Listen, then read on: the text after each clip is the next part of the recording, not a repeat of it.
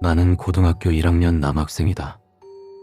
우리 학교는 경기도에 있는 작은 남녀공학 학교다. 사실 시골에 있는 그 지역 하나밖에 없는 고등학교다. 워낙 시골 학교라서 학교 다니기 시시하다.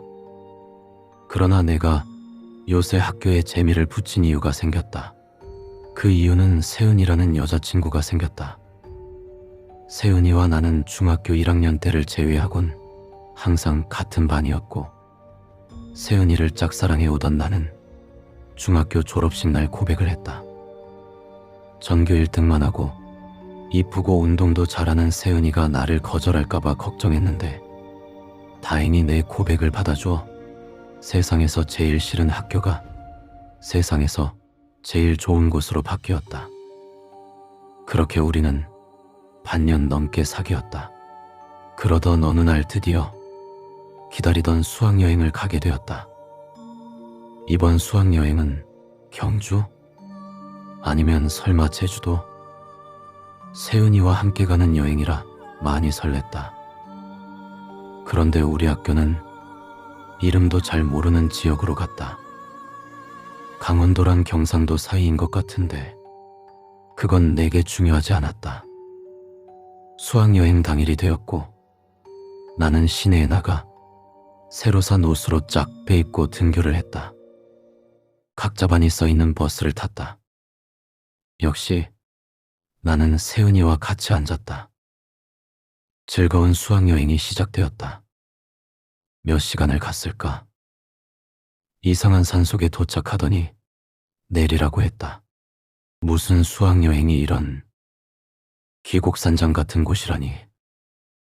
우리 학교가 세 반밖에 없는 작은 학교라도 이건 너무한다 싶었다. 그래도 그 귀신 나올 것 같은 산장 뒤에는 나무 숲이 우거져 있었고, 앞에는 바다가 쫙 깔려 경치는 끝내줬다. 남녀 따로 각자 방에 들어가 짐을 풀고 강당에 모였다. 바닥도 벽도 전부 나무였다. 심지어 숙소 방바닥은 일본식 다담이었다. 그래도 전등은 LED라 다행이었다. 2박 3일 동안 지내야 하는데 방에 화장실이 없고 복도에 공용 화장실이 있었다. 물론 샤워장이 따로 있는 말도 안 되는 시설이었다.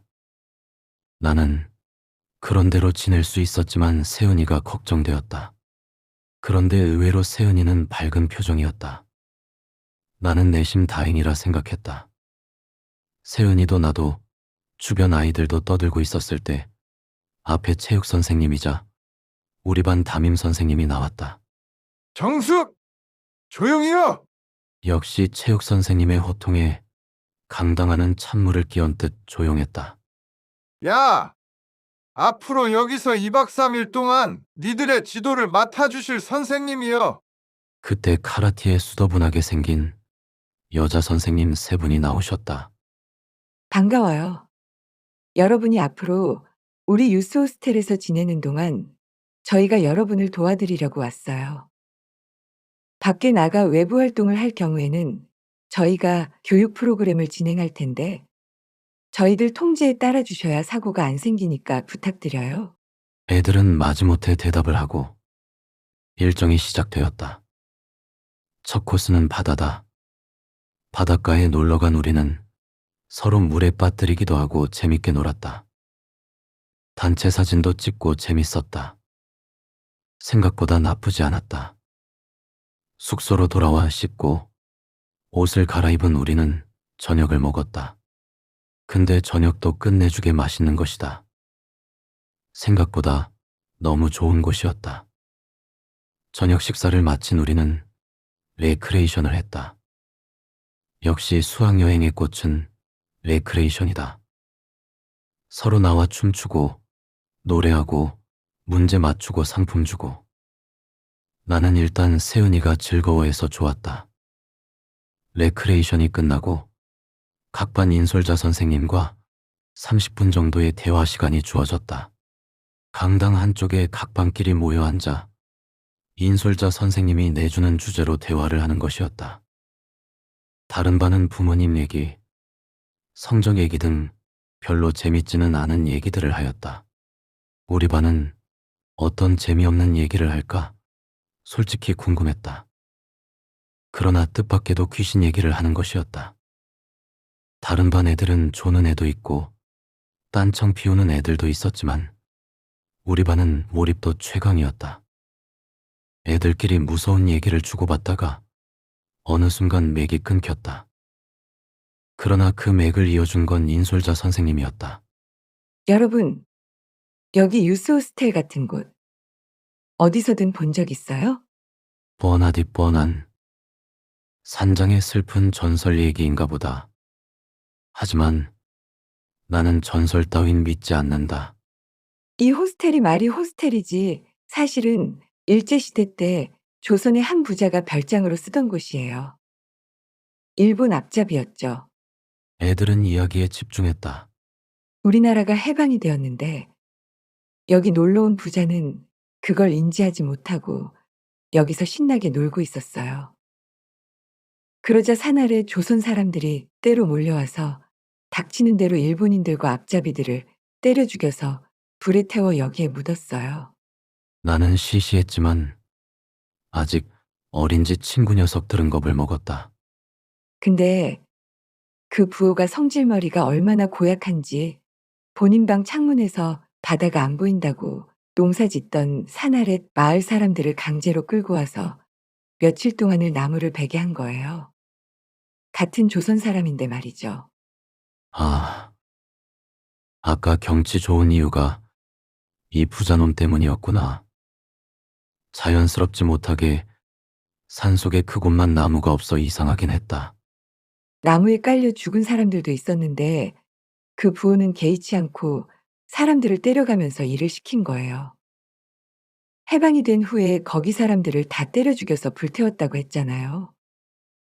근데 그 부호의 시신만 없는 거예요.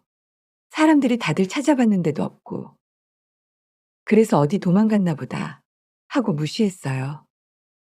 이후 70년대에 여기 건물 철거반이 들어왔다가 이유 없이 다 죽어나가고 건물을 그대로 냅두게 됐는데 사람들 사는 건물은 아니고 학생들 잠깐 머물고 가게끔 유스 호스텔로 리모델링 한 거예요. 역시 시덥잖은 얘기였다. 그런데 세은이가 손을 번쩍 들었다. 선생님, 그러면 그 부호는 아직도 못 찾았어요? 생각보다 세은이가 이런 거에 관심이 많았다. 새로운 사실을 알게 되었다. 아, 부호를 찾았는데 여기 인테리어 하시는 분들이 복도에 있는 화장실 공사를 하려고 그 화장실을 부쉈는데 그 밑에서 백골이 나온 거예요. 그 부호의 백골이죠. 그 백골은 부호가 평소에 잘 입고 다니던 꽃무늬 유카타를 입고 있었어요. 신기하게도 똥통에 그 오랜 세월을 있었는데도 물로 씻어내니까 새 옷처럼 보존돼 있었고 해골도 어디 하나 깨진 곳 없이 그대로 보존돼 있었던 거예요. 근데 한쪽에 잘 놔둔 그 해골이랑 유카타가 감쪽같이 사라지고 아직까지 못 찾았대요. 그건 누가 가져갔을까요? 글쎄.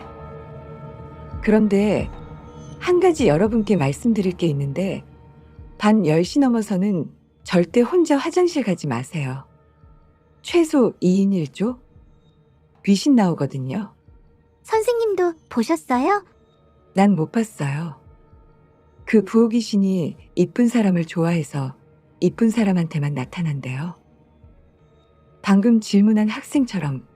아니, 아무리 선생님이라도 재수없게 우리 세은이에게. 나는 화가 났지만 세은이가 재밌어 해서 참았다. 그렇게 시간이 끝나고 취침에 들었다. 애들이랑 몰래 가져온 맥주를 마시고 난 잠에 들었다. 이게 어른들의 맛이구나.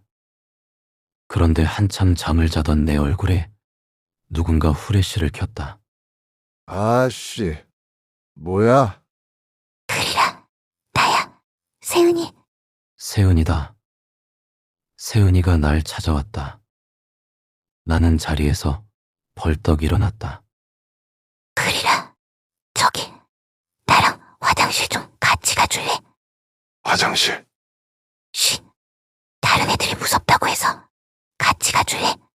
나는 바로 앞장섰다. 당당하게 걸어가서 여자 화장실 불을 켜고 문 앞에서 기다렸다.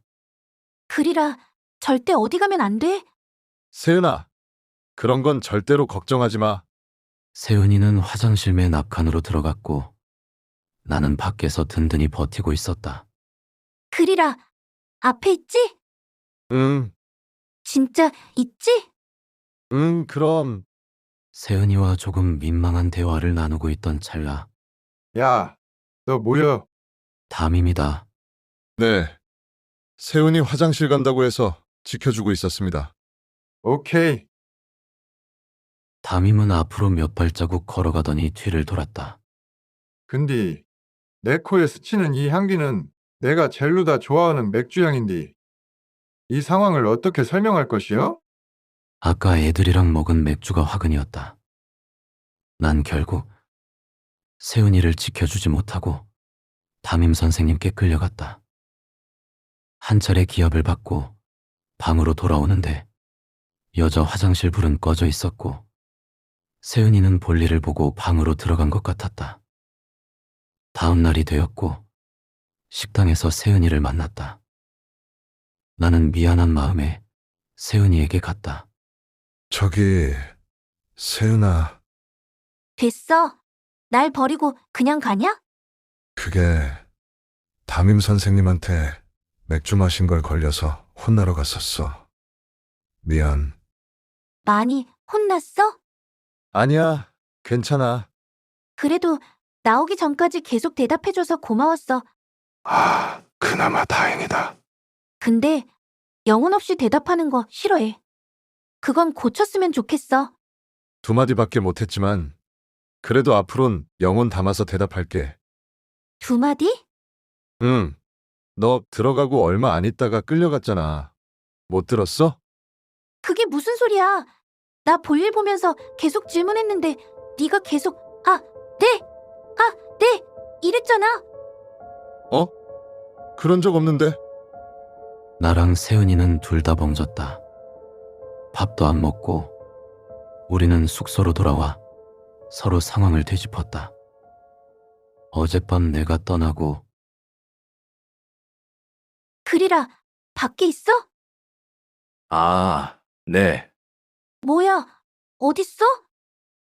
아, 네. 장난치지 말고 어딨어? 아, 네. 너 이따 나가면 죽는다. 앞에 있지? 아, 네.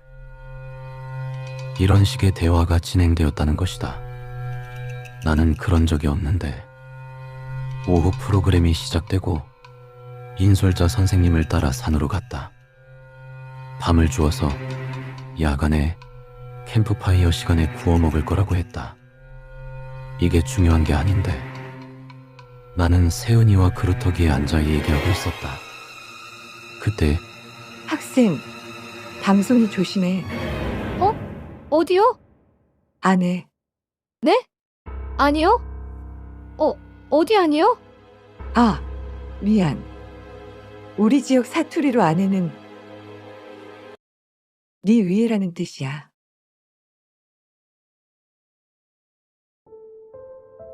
세은이는 그대로 기절을 했고 나와 담임 선생님은 앰뷸런스를 타고 병원에 갔다. 다행히 아무런 문제는 없었다. 과연 세은이 위에 있었던 건 정말 그 죽은 부자였을까?